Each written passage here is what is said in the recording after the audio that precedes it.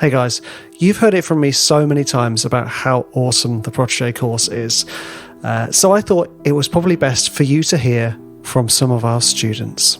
I went into the Protégé course with a pretty unhealthy amount of insecurity about the music I was writing at the time, struggling to structure tracks, to finish them on a regular basis. We're going to have a bunch of people basically working in the industry get briefs every week, and then we publish them. I was like, what?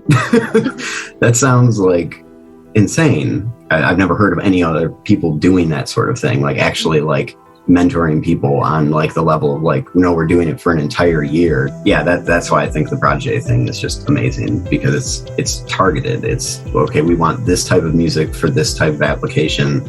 Let's do it. And then, okay, here's where you fell short, here's where you succeeded, and it's just amazing. I feel like I've learned so much and improved so much in my production skills. I've gotten better at percussion and better at my capacity to write tracks quicker has improved, and I've gotten better at properly responding to feedback, and I feel like now there is more of a future for me in the library world than there was before I started. It's definitely a course that I would recommend doing.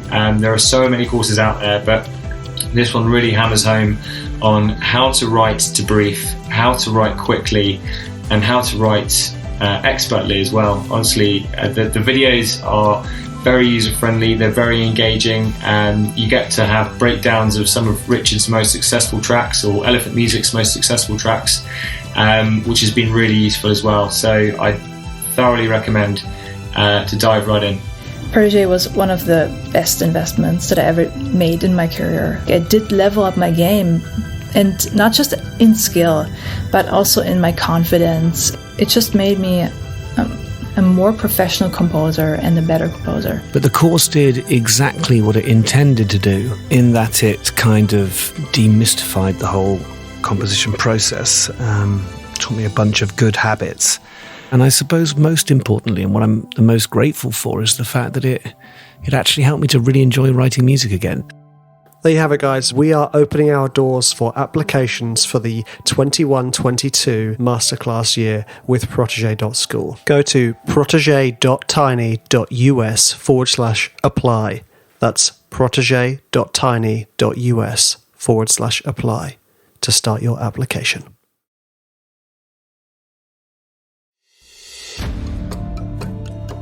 Three men with 3 microphones and 1 awesome podcast. Welcome to the Trailer Music Composers Podcast. Hey guys, welcome to another session of the Trailer Music Composers Podcast. Today we have another banter show. So in this one, we're talking about writing for publishers, accepting feedback and criticism, and how difficult that can be. Not taking it personally, and make sure you kind of distance yourself from your music. And that takes time. It's not something you just switch off. So if you do find it hard to kind of accept criticism, give yourself that room to feel those emotions. Don't deny those emotions. That's important. Also, we talk about custom work, and it's just awesome. I hope you're enjoying these band shows. I know we certainly have been enjoying them, and you guys are absolute legends.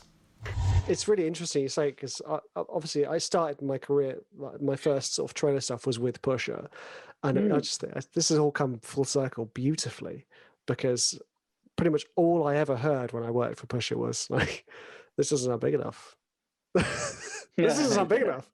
Because at the time, I was writing to the same briefs as Sign Volpine, as Superhuman, all of these guys who just, they were smashing it back then, but since then have really found their stride completely. I'm not even sure that's the right term for it. They are formidable writers and producers, and back then that was just me with Omnisphere and my East-West samples struggling. How do I make drums big? It's the worst thing to hear. Can the track be bigger? Can there be a little bit more? I don't feel the punch. Yeah, where was your masterclass then, Cody? Great question. The thing I always hate to hear is, this is a great start. Let me know when it's finished. Oh, that's the worst. and you know what? It's a thing where I think we talked about this because I'll call it the Richard Schreiber syndrome with elephant music. It's the, hey, can you get a 30-second demo to us, please? Because this is what Rich does, and it works out brilliantly. So I'll get the 30-second demo in, and it'll be kind of, I'm happy, but I know where this track is going to go. And then I'll get, listen, this is great, but I hope it's going to get bigger, or I hope it will be this, or maybe it'll be this. And all of a sudden, I'm sitting in a pool of tears on my studio floor going, oh, I should have said the minute. Yeah, well, that's come out of mostly because, I like to work fast, and also like I would jump onto an album late. So it's kind of a combination of me like wanting to get as many tracks onto the album as possible. So I'll be like, okay, I've got a writing session today, and the deadline for the album tracks is today. So I've got 2 hours. How many 30-second demos can I send in? Bosh, here's 7. Wow. And I don't know where they're all going necessarily, but I know through the process and through the fact that I know structure, Vic knows structure, we know build. That's kind of the way our relationship has worked best, because I have found the way that you guys would prefer to work, which is like basically handing in my completed beautiful piece of music, with shaking hands and black rings under my eyes. I found that too emotional. Like, when I deliver a piece and the publisher, and in fact, this is one of the reasons why I pretty much only write for Elephant, when I deliver it to a publisher and they go, doesn't sound big enough. No! It's the fear, isn't it? Like, every time you send a track off and you're waiting for the email and all you want to get back is, hey, great job. We love your track. Get it stemmed. It's perfect. And I mean, it depends on the publisher. Some publishers do that. Some publishers don't. But it's crushing when you get a page of feedback. I don't like the way this has gone. Maybe you could change the strings for, spoons. Like it kills you. But I mean, that's unfortunate. The way I always look at it is, anytime I get criticism, and I don't know if I'm going completely off topic here, but is that I need to keep trying to be at the best I can be, or I won't have any money to pay my mortgage. Because there will be somebody else coming up that will be 10 times better than me. And so if I just sit on my laurels and say, my music's great, I'm brilliant, look what I've landed in the past, you'll end up fading away pretty quickly because you won't be paying attention to what's going on. And although it's crushing to get the feedback of, like, I don't like your act 2, or I don't like the way this has gone, it's very monotonous, or it's looping. They're not telling you that just because they hate you. They're telling it because it's the truth. But that is something, if you want to be in this industry, I think you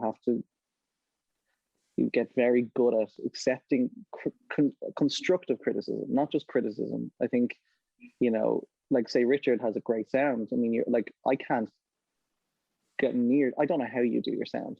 I've studied your sound, and I can see you're like, every few bars things change. I'm like, but I can't hear that.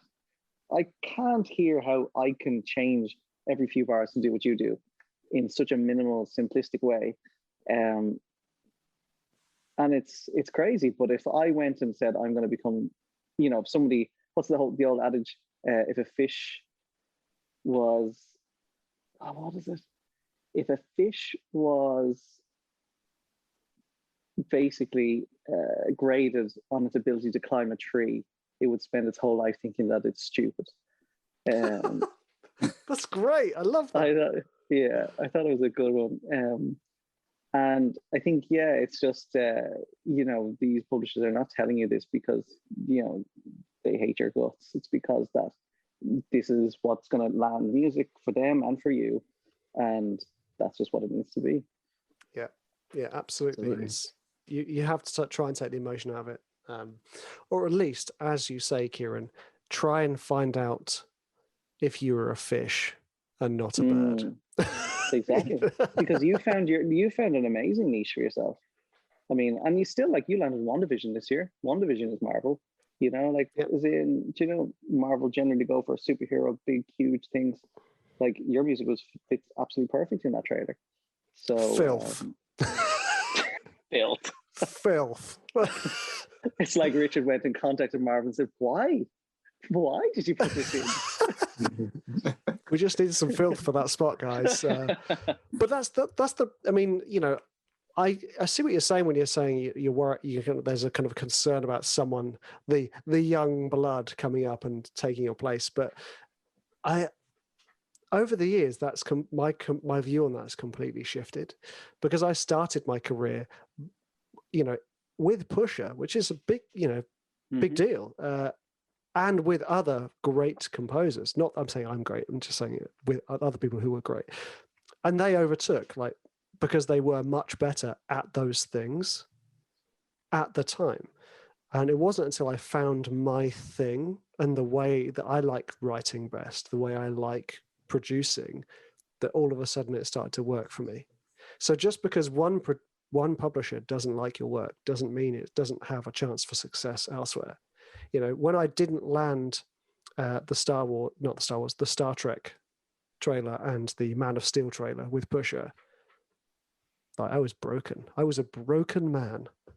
But that for me, that was like the end of my career. At the time, I remember sitting in the park going what am I going to do now? I'm just rubbish. I can't do anything. I can't achieve anything.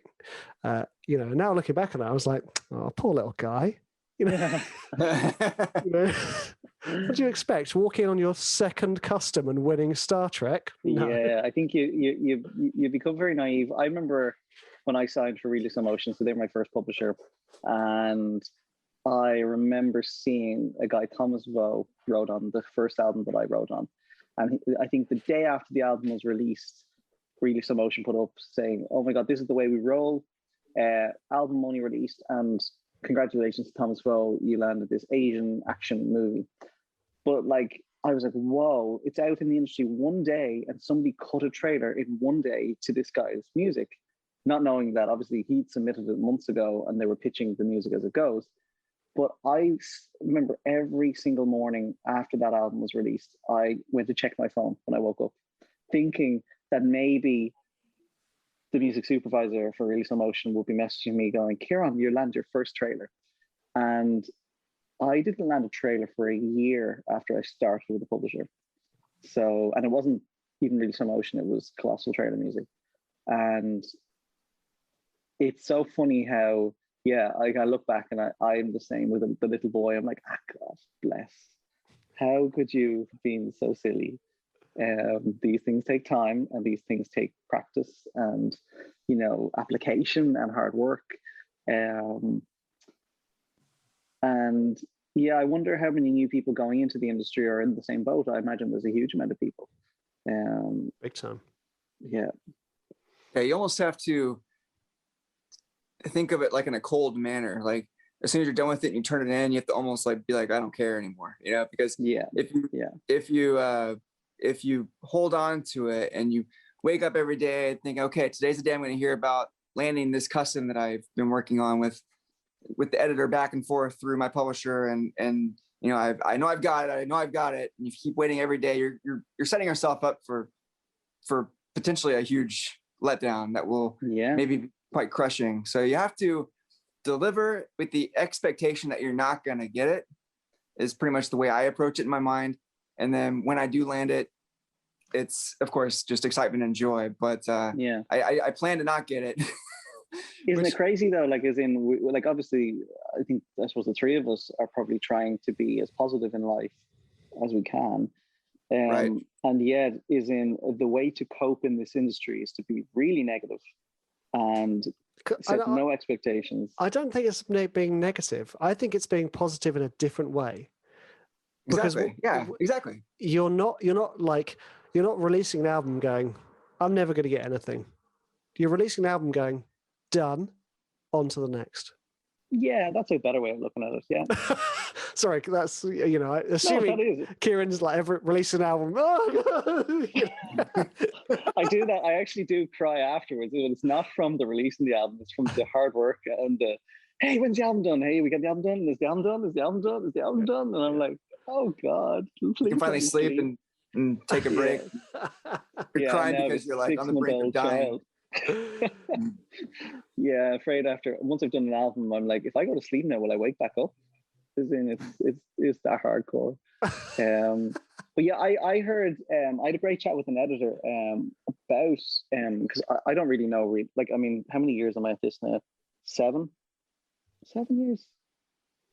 Wow, 7 years since I signed to my first publisher. And I still don't really know how the inner workings of trailers go. I know bits and pieces, but from who cuts them and the client getting feedback and in a command for how it goes up the ladder. Exactly. Yeah.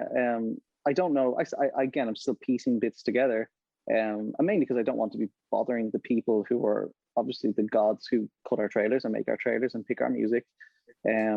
Thank you to all of them, by the way. Thank you to all of them. Yeah. And to be honest, it's crazy the amount of trailers that I've heard my music in, and I'm like, wow, how did they make my music sound so good?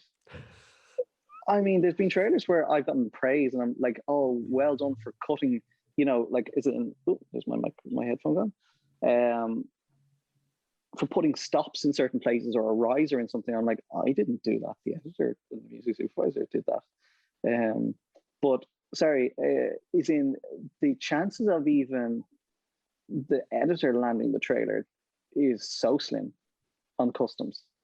Everyone could be working. If it's a big movie, everybody's working on it. Yeah. And several versions of the trailer as well. Yeah. Right. And so I usually think if I'm pitching on it, that I'm pitching on the trailer. So, I might be one of 5 or 6 composers from that publisher pitching on the trailer. But then there's 15 or 20 other publishers pitching with 15 or 20 other trailer houses. With pre-existing catalogue as well, not just custom. Yes, exactly. So to be honest, instead of being disheartened by it, I kind of said, oh my God, how have I landed so many trailers? It kind of really made me think and go, the odds are so slim. So yeah, it's staggering sometimes when you think about it. One of the moments that made me realize that too was I was working on, I tell this story all the time, so if I've ever mentioned this on this show, I'm sorry. But I was working on an Ant-Man trailer for Ant-Man 2, and I was working on it for like maybe 4 or 5 months or something like that.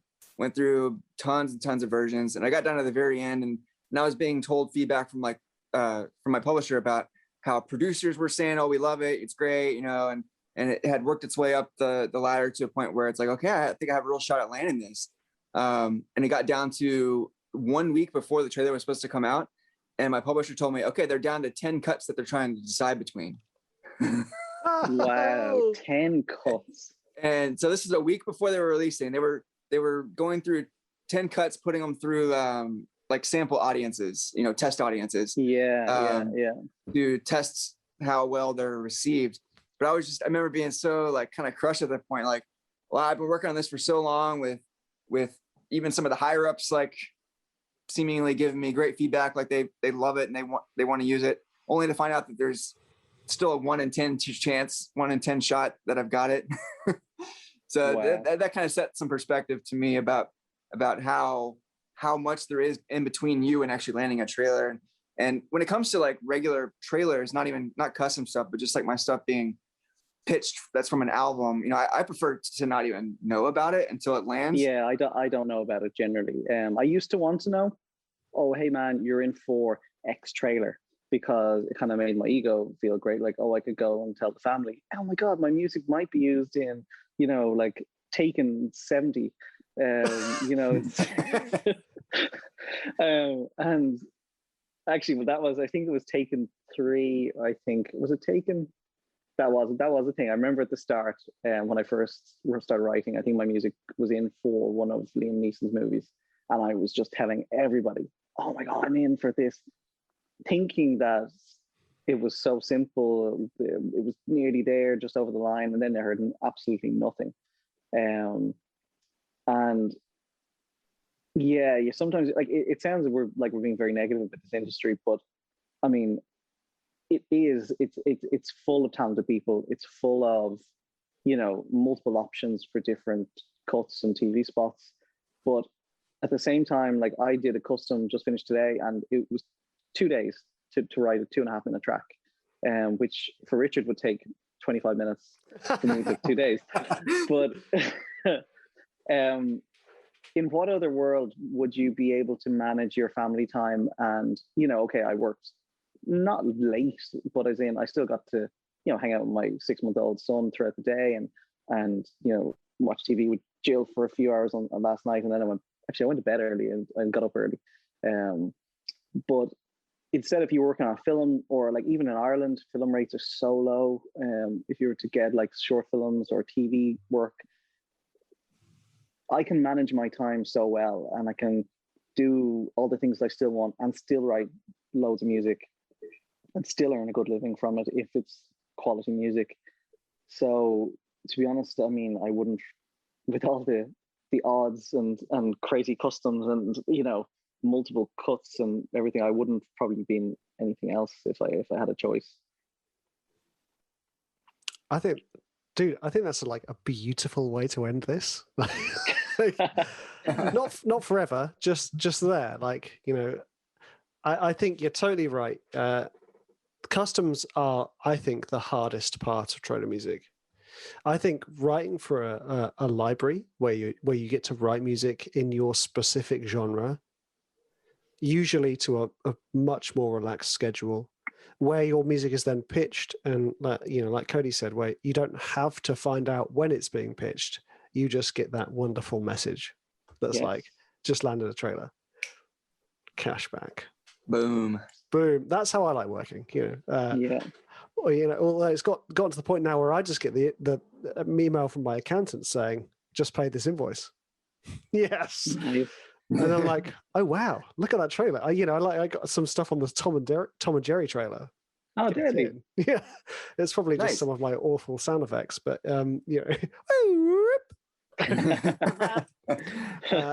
but that's the thing, if you're just, the way the trailer industry works and the money that we get from a trailer affords us the time to pursue the things that really matter and that are really important.